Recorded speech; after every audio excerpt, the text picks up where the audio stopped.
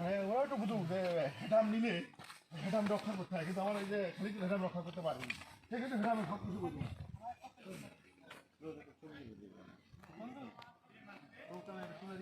এটা খুবই সাজানো গুছানো একটি চা বাগান। এটা একদম বলা যায় পরিকল্পিতভাবে এই বাগানটা টোটালি পরিকল্পিত। এটা পরিকল্পিতভাবে তৈরি। এমআর খান টি স্টল, টি স্টেট। যেটি বল দেখে তো সমান করে ফেলে দেয় সব। কিন্তু চা বাগান ওইটার থেকে এটা বেশি সুন্দর লাগতেছে।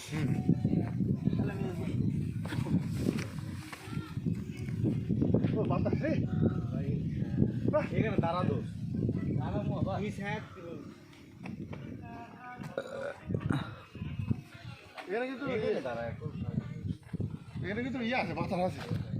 এদিকে এইভাবে দাঁড়াবো, ওইদিকে দাঁড়ালে কালো আসবে, এইদিকে ফসা পরিষ্কার আসবে।